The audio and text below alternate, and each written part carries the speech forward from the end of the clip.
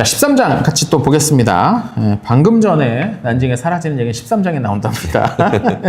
난징의 유령이 기쁨을 받아들이지 않으려고 사투를 벌이는 모습은 내가 그렇죠. 평생 본 광경 중에 가장 참담한 것이었다. 예, 이제 주인공이 제3자 입장에서 봤을 때 이제 조금 객관적으로 보이는 거예요. 아, 저게 집착이고 굉장히 비참한 거구나. 아내는 남편을 웃으면서 사랑의 분폭 단계인 웃음으로 쳐다보는데 남편은 또 뭐라고 얘기하냐면 감히 비웃다니라고 얘기합니다.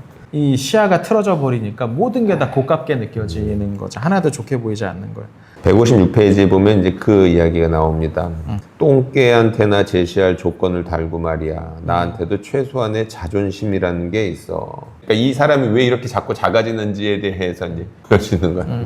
바로 다음 문장이 이제 이 장의 핵심인 것 같은데 또 내가 머물든 떠나든 당신한테는 상관없는 일이라는 것도 잘 안다고 내가 그 춥고 음울하고 외롭고 또 외로운 거리로 돌아간다 해도 당신은 아무 상관이 어쩌고저쩌고 하는데 이때 이제 여기서 이야기를 하죠.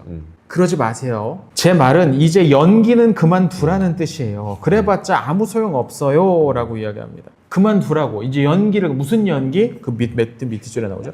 동정심을 악용하는 짓. 그렇죠. 남의 동정심을 악용하는 짓을 그만두라고요. 이게 이제 핵심이었어요. 이 남편이 아내를 지배하는 핵심적인 도구였어요. 동정심으로, 그러니까 내가 누군가가 불쌍해가지고 행동하는 거는 참 좋은 것들, 아름다운 것들을 만들어낼 수 있는데 그걸 갖다가 이용해가지고 다른 사람들로 행동하게 하는 거는 나를 더 비참하게 하고 그러니까요. 괴롭게 맞아요. 하는. 맞아요. 근데 의외로 이 동정심 때문에 시작한 사람들이 뭘요? 관계를. 네, 동정심 때문에 이제 사랑의 관계를 시작한 사람들이 비참해지는 경우들을 종종 봅니다. 그치, 여러 관계가 있긴 하겠지만 예. 안쓰러워서 이렇게 가까이 처음에 저 사람 불쌍해서 내가 있어야 될 것 같아요. 그렇지. 내가 떠나면은 뭐 큰일 날 것 같다는 이 생각들 뭐 이런 것들이 이제.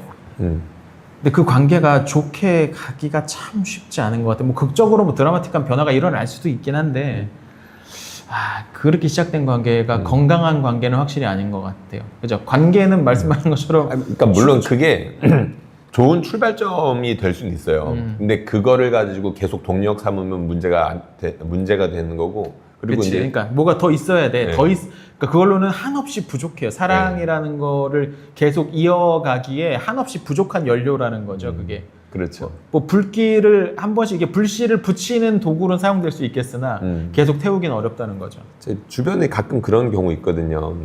그러니까 누군가가 아픈 거예요. 많이 아픈데 다른 이성이 주변에 있었는데 그거 보고 너무 안타까운 거예요. 그래서 이제 간병하다가 이제 사랑에 싹트고 이제 그게 이제 좋게 갈 수도 있는데 후회로 남는 경우도 많이 봤어요.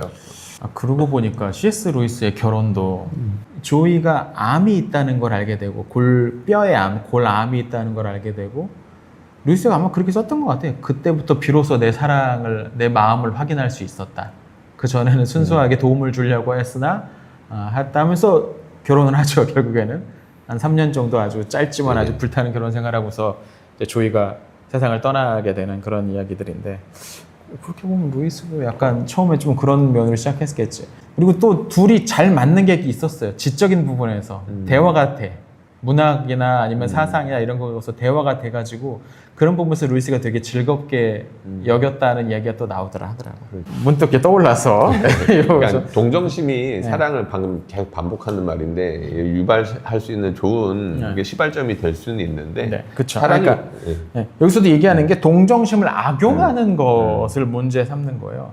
동정심이 생기는 건 문제가 아니지. 측은지심은 자연스러운 거고 마땅히 칭송받아야 될 일인 거죠. 근데 상대 쪽에서 그 동정심을 악용을 해서 막 뭐라고 하는데 이게 이렇게 얘기하면 또 상처받으실 분들 계실 수도 있는데 연세 많이 드신 어머님들이 종종 이런 말들을 쓰세요. 그렇죠. 저희 어머니가 그렇다는 건 아닙니다. 네. 근데 나이를 들면서 그렇게 되는 면이 분명히 있는 것 같아요. 모든 사람들에게.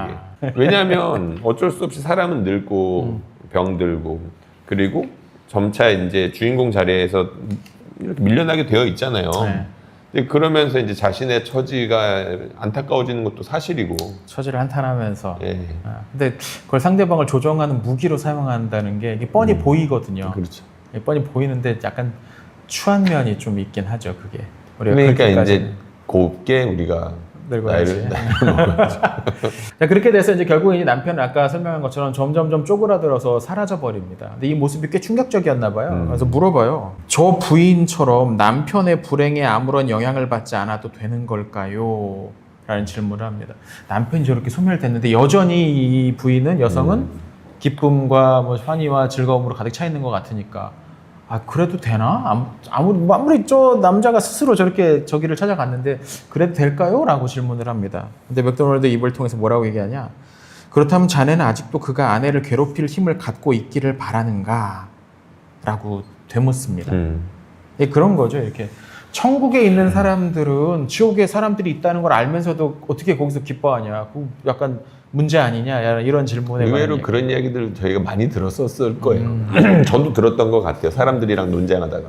좀 대답인 거죠. 아, 그러면 저 남편이 여전히 여자를 지배하는 힘을 계속 갖고 있었으면 좋겠느냐라는 반문인데, 이건 뭐라고 대답할까? 사람들은 비슷한 얘기 다음 페이지 또 나와요. 사랑 없이 자아에 갇혀 있는 사람들의 요구, 자기네가 우주를 협박할 수 있게 허락해달라는 요구, 자기네가 행복해지는데 동의할 때까지는 세상 어느 누구도 기쁨을 맛보아서는 안 된다는 요구, 자기네가 최종 권력을 휘둘러야 한다는 요구, 이 마지막에 지옥이 천국의 거부권을 행사할 수 있게 해달라는 요구, 이게 그런 주장을 질문을 한 사람들의 바탕에 깔려 있다는 거죠. 물론 약간 네. 극단적인 좀 확대긴 그렇죠. 하지만. 근데 이야기를 이제 가만히 다른 사람들 이제 듣다 보면, 그러니까 이런 비슷한 심사를 가지고 대화를 나누다 보면 결국에 중심에 뭐가 있냐면 자기가 있어요.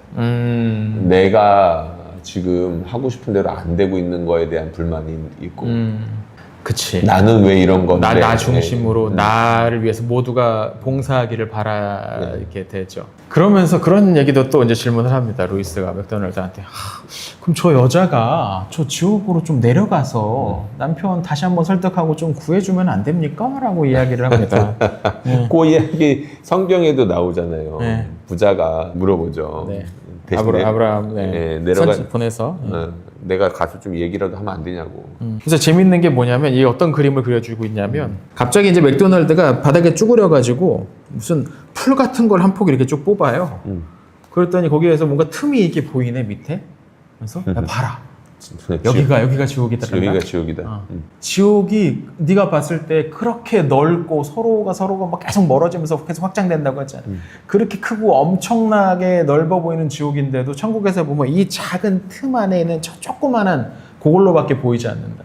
그래서 천국에 있는 사람은 너무 커서 거기에 내려갈 수가 없다. 이 너무 지옥이 조그만해서 천국에 있는 사람을 한 사람이라도 받아들일 수 있을 만큼 크지 못하다는 거야. 거기는 너무나 좁아서. 자기의 아주 깊이 파고쳐 있고 자기 생각에 남 원망에 모든 걸로 가득 차 있어서 받아들일 수가 없다는 거죠. 자기 중심적인 사람은 작을 수밖에 없는 거예요. 그러니까 지옥도 작고 그러니까. 약간 원심력이 생기는 것 같아요. 이렇게 다 빨아들이면서 점점점 조그매져 이렇게 응축되고 압축되고 막 그렇게 되는 것 같아요. 여기 이제 166페이지에 보면 버스 이야기 하면서 네. 우리가 버스 타고 오면서 일행들 모두가 커지고 있었다 그런 네. 얘기 하잖아요. 변화하고 있었다. 이제 뒷부분은 이제 해설해 보면 이제 그 이야기가 나오는데 이제 루이스는 이 책을 사후 세계로 이야기하고 있는 건 아니다. 그런 이야기를 해요. 저도 이제 계속 이 책을 볼 때 이제 그런 생각 많이 들었거든요. 우리가 커지고 있다. 이 땅 가운데에서 하나님을 닮아가는 중에 존재적으로도 커지는 거예요. 이제 우리 김상호 목사님이 이제 가끔 요새 그런 이야기 하는데 사람을 만나야 뭐가 되더라. 라는 이야기하고도 사실 저는 연결되어 있다고 보거든요. 사람이 자꾸 자기 중심 아니면 다른 사람들에 대한 가치나 이런 것들을 알아보지 못하면 사실 혼자 있고 싶고 나 혼자 마음대로 어떻게 하고 싶은 마음이 있는데 다른 사람들을 품을 수 있는 여유나 마음도 커지고 그리고 같이 일할 수도 있고 그러면서 더 좋은 것들을 만들어내기도 하고 존재 자체가 커지는 그게 이제 하나님 닮은 사람들의 모습인 것 같아요. 커지는 이 장의 마지막에는 약간 그 모든 사람이 구원을 받을 수 있느냐 어쩌느냐 이런 질문도 살짝 나옵니다. 거기까지 가죠. 질문이 나옵니다. 그래서 이제 맥도날드의 입을 통해서 뭐라고 이야기하냐면 아니 시간이 흐르고 있는 이 시간 속에 사는 우리 존재가 어떻게 영혼에 대해서 다 그걸 알 수 있겠느냐. 그건 뭐 우리는 그거에 대해서 다 알 수가 없다. 이렇게 넘겨요 이걸 또. 그래서 일부는 뭐 루이스가 만인 구원론자 아니었냐 뭐 이렇게 비판하기도 하는데 예. 루이스는 아닙니다. 그래서 제한 구원론자냐? 그것도 모르겠습니다. 우리가 다 알 수 있겠느냐라고 대답했을 뿐입니다. 루이스는 보수적이죠. 읽으면 읽을수록 이 사람은 참 보수적인 사람 같아요.